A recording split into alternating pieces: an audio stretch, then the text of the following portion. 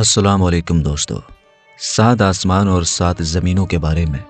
आज की इस वीडियो में कुछ ऐसी जानकारी आपको देंगे जिसको सुनकर आप सोचने पर मजबूर हो जाएंगे। जी हाँ दोस्तों, कुरान पाक की सूरह अल तलाक की आयत नंबर 12 के अंदर अल्लाह पाक फरमाता है, वो अल्लाह ही तो है जिसने 7 आसमान पैदा किए और ऐसी ही ज़मीनें जिनमें इसके हुक्म उतरते रहते हैं, ताकि तुम लोग जान लो कि अल्लाह ताला हर चीज़ पर कादिर है और ये कि वो अपने इल्म से हर चीज़ को घेरे हुए है। इसके बाद सूरह अल बकरा की आयत नंबर 29 के अंदर अल्लाह पाक इरशाद फरमाता है, वही तो है जिसने सब चीज़ें जो ज़मीन में हैं तुम्हारे लिए पैदा की, फिर आसमान की तरफ मुतवज्जह हुआ तो इसको ठीक 7 आसमान बना दिया और वो हर चीज़ से खबरदार है। इन आयत मुबारका से ये साफ हो जाता है कि वो आसमान जिसे हम अपनी आँखों से आज देख रहे हैं वो सिर्फ एक ही आसमान नहीं है, बल्कि इसी तरह के और इसी से मिलते जुलते 7 आसमान या कायनातें मौजूद हैं जो हमारी नज़रों और सोच से भी बहुत दूर हैं। बिल्कुल इसी तरह से 7 ज़मीनों के बारे में भी बताया गया है, जो एक अक्लमंद इंसान के दिमाग में ये सवाल ज़रूर पैदा कर सकता है कि एक के ऊपर एक 7 आसमानों और 7 ज़मीनों का मतलब क्या है। क्या वाकई हमारी इस दुनिया के जैसी और भी कई दुनिया आबाद हैं जहाँ पर इंसानों जैसी या कोई भी और मखलूक रहती है और यहाँ पर अल्लाह ताला के अहकामात भी नाजिल होते हैं जो कि हमारी इस दुनिया से बिल्कुल अलग हैं, या फिर इससे मुराद ज़मीन के चारों तरफ मौजूद कुदरती लेयर्स हैं, जैसे कि ट्रोपोस्फेयर, स्ट्रेटोस्फेयर, मेसोफेयर, थर्मोस्फेयर, या ज़मीन का कुदरती मैग्नेटिक फील्ड या फिर ओजोन लेयर वगैरह हैं, जो कि हमारी ज़मीन को हर वक्त आसमान से आने वाले ख़तरों से बचाती हैं और ज़मीन पर इंसानों को ज़िंदा रखने के लिए बहुत ही ज़रूरी हैं। जहाँ तक आसमानों की बात है तो इस बात में कोई शक नहीं कि 7 आसमानों का मतलब हमारे आसमान जैसे 6 और आसमान भी हैं, जिसके बारे में साफ तौर पर कुरान पाक में कई जगह बताया गया है। कुरान पाक में 250 से ज़्यादा जगह पर आसमान के बारे में बताया गया, जैसा कि सूरह अन-नबा की आयत 12 के अंदर अल्लाह पाक इरशाद फरमाता है, और हमने तुम्हारे ऊपर 7 मजबूत आसमान बनाए। बिल्कुल इसी तरह से सूरह बनी इसराइल की आयत नंबर 44 में अल्लाह पाक ने फरमाया, 7 आसमान और ज़मीन और जो मखलूक उनमें है सब उसी की पाकी बयान करते हैं, और कोई भी शय ऐसी नहीं जो उसकी हम्द बयान करने के साथ उसकी पाकी बयान ना करती हो, लेकिन तुम लोग उन चीज़ों की तस्बीह को समझते नहीं। बेशक वो हुक्म वाला बख्शने वाला है। यानी कि खालिक कायनात ने सिर्फ एक नहीं बल्कि 7 कायनातें बनाई, और इन्हीं कायनातों के अंदर ज़मीन की तरह की ही कई ज़मीनें मौजूद हैं जहाँ पर कई नामालूम मखलूक़ात आबाद हो सकती हैं, जैसा कि हज़रत आदम अलैहिस्सलाम के ज़मीन पर आने से पहले ज़मीन पर जिन्नात आबाद थी। इसके अलावा नबी पाक सल्लल्लाहु ताला अलैहि वसल्लम का सफ़र मेराज इस बात का पक्का सबूत है कि जब अपनी जन्नती सवारी बुराक पर सफ़र करते हुए हज़रत जिब्राइल अलैहिस्सलाम के साथ तमाम आसमानी रास्तों को आप सल्लल्लाहु ताला अलैहि वसल्लम ने पार किया, जिसके अंदर 7 आसमान भी शामिल हैं। आपने पहले आसमान पर, जिसका नाम रक़िया है और ये दूध से भी ज़्यादा सफ़ेद है, यहाँ पर हज़रत आदम अलैहिस्सलाम से मुलाकात की। फिर दूसरे आसमान पर, जिसका नाम फ़ैदून या माउन है और ये ऐसे लोहे का बना है जिससे रोशनी की किरणें फूटती हैं, यहाँ पर हज़रत ईसा और यहया अलैहिस्सलाम से। जबकि तीसरे आसमान पर, जिसका नाम मलकूत या हारियून है और ये तांबे का बना है, यहाँ पर हज़रत यूसुफ अलैहिस्सलाम से।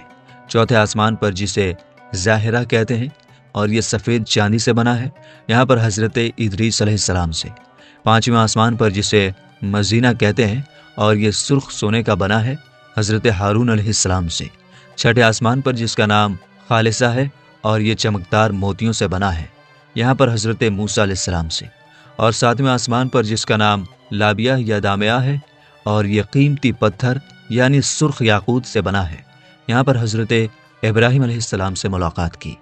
और इसी जगह पर बैतुल मामूर भी मौजूद है, यानी कि ज़मीन पर मौजूद खाना काबा की ही तरह का एक और काबा, जिसका हर वक्त 70,000 फरिश्ते तवाफ़ करते हैं, और जो एक बार इसका तवाफ़ कर ले इसकी दोबारा ज़िंदगी भर बारी नहीं आती। इन्हीं 7 आसमानों के ऊपर जन्नत और जहन्नुम मौजूद हैं, और जन्नत का हर दर्जा एक सितारे की सूरत में मौजूद है। इसी तरह जहन्नुम के भी 7 दर्जे हैं, यानी कि 7 सितारे या प्लैनेट। इसके ऊपर सिदरतुल मुंतहा यानी कि बेरी के दरख्त भी मौजूद है, जो कि हर मखलूकात की हद है اور اس سے آگے کوئی بھی مخلوقات اگر بڑھنا بھی چاہے تو وہ جل کر خاک میں بدل جائے گی، لیکن اللہ کے رسول سفر معراج پر اس سے بھی آگے تشریف لے گئے اور حضرت جبرائیل علیہ السلام اس درخت کے پاس یہ کہہ کر رک گئے کہ اے اللہ کے رسول، یہ میری حد ہے، اگر میں نے اس سے ایک قدم بھی آگے بڑھنے کی کوشش کی تو میرے پر چل جائیں گے۔ سدرۃ المنتہا کے اوپر اللہ تعالیٰ کا عرش موجود ہے، جو کہ زمین اور آسمان یا اس پوری کائنات کو گھیرے ہوئے ہے۔ قیامت کے روز ہر زندہ چیز کو فنا ہونا ہے، اس لیے جنت اور جہنم کو 7 آسمانوں سے الگ بنایا گیا ہے، کیونکہ قیامت کے بعد بھی وہ قائم رہیں گی۔ دوستو، قرآن کریم کی جن آیات کے اندر آسمانوں کے بعد زمین جیسے 7 زمینوں کا ذکر موجود ہے، اس سے مراد زمین کی تہ میں موجود کوئی لیئرز نہیں ہے، مثلاً کرسٹ، میٹل اور کور وغیرہ، بلکہ انہی آسمانوں سے زمین جیسی کئی اور زمینیں بھی موجود ہیں۔ اور ان آیات کے اندر زمین کا حوالہ دینے کا مطلب یہ ہے کہ وہاں پر بھی ہماری ارتھ کی ہی طرح کوئی زندگی موجود ہو سکتی ہے، اور یہ زندگی کس طرح موجود ہے ہم کچھ نہیں جانتے۔ اور اس کا ایگزامپل دینے کی وجہ یہ ہے کہ زمین انسانوں کے زندہ رہنے کی جگہ ہے، اور انسان بھی صرف اسی کے بارے میں جانتے ہیں۔ جب انسان کی موت کا وقت قریب آتا ہے تو اس کی روح کو ہر ایک آسمانی دروازے سے گزار کر عالم ارواح کے اندر لے جایا جاتا ہے، جہاں پر قیامت تک آنے والی روحیں انتظار کرتی ہیں۔ ہر ایک آسمانی دروازے پر ڈیوٹی کرنے والے فرشتے اس روح کے ماں باپ یعنی اس کے خاندان کے بارے میں پوچھتے ہیں اور پھر اسے اس دروازے سے گزرنے دیتے ہیں، جیسا کہ سفر معراج پر حضرت جبرائیل علیہ السلام نے نبی پاک صلی اللہ تعالیٰ علیہ وسلم کا ہر ایک آسمان پر تعارف کروایا، یعنی پہچان کروایا، اور ان ڈیوٹی کرنے والے فرشتوں نے خوش آمدید کہہ کر دروازے کھول دیے۔ حدیث مبارکہ کے الفاظ ہیں کہ پہلے آسمان کے مقابلے میں دوسرا آسمان اتنا بڑا ہے جیسے کسی جنگل کے اندر ایک انگوٹھی موجود ہو۔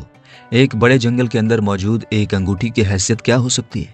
یقیناً آپ اس کا اندازہ لگا سکتے ہیں، یعنی کہ نہ ہونے کے برابر۔ اسی طرح اور فرمایا کہ دوسرا آسمان پہلے آسمان کے مقابلے میں اتنا بڑا ہے کہ دوسرے آسمان کو جنگل سمجھ لو اور پہلے آسمان کو ایک انگوٹھی جو اس جنگل کے اندر موجود ہے۔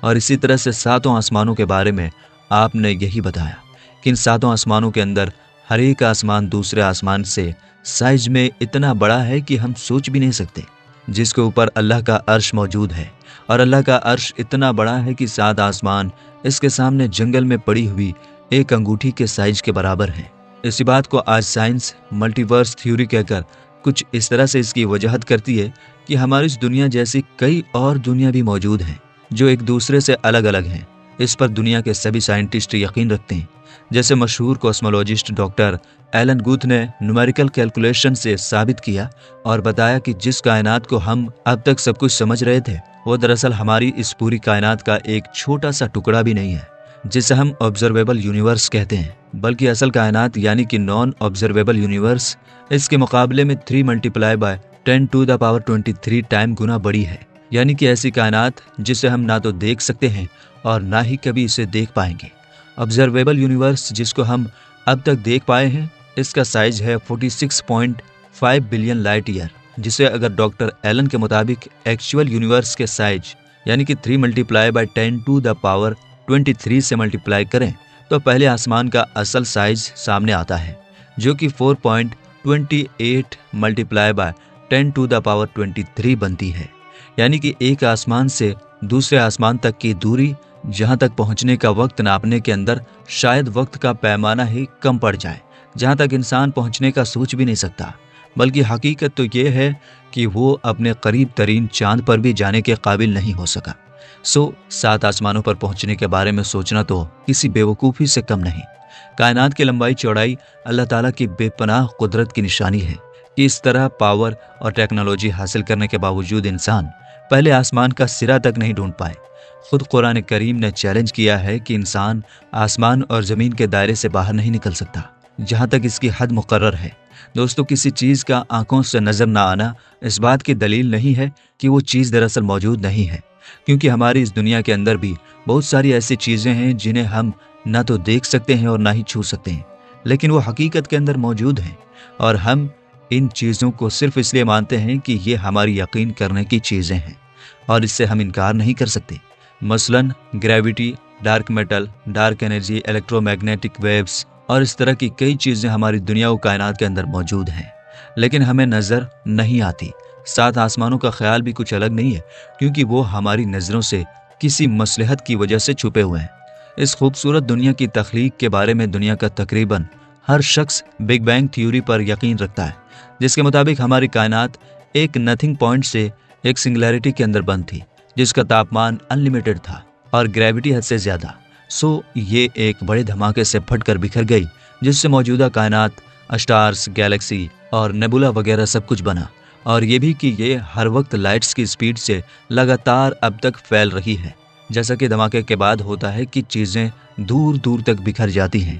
اور جب اس دھماکے کی شدت ختم ہوگی تو یہ پھر سے وہیں پر واپس لپٹنا شروع کر دے گی جہاں سے اس کی شروعات ہوئی۔ اسی بگ بینگ کے بارے میں قرآن پاک آج سے 1400 سال پہلے بیان کرتا ہے کہ کیا کافروں نے نہیں دیکھا کہ آسمان اور زمین دونوں ملے ہوئے تھے، تو ہم نے ان کو جدا جدا کر دیا، اور تمام جاندار چیزیں ہم نے پانی سے بنائی۔ پھر یہ لوگ ایمان کیوں نہیں لاتے؟ جبکہ اس کائنات کے ختم ہونے کے بارے میں اللہ پاک فرماتا ہے کہ کیا تم نہیں دیکھتے کہ جتنی چیزیں زمین میں ہیں سب کچھ خدا نے تمہارے اختیار میں دے رکھا ہے، اور کشتیاں بھی جو اس کے حکم سے دریا کے اندر چلتی ہیں، اور وہ آسمان کو تھامے رکھتا ہے کہ زمین پر وہ گر نہ پڑے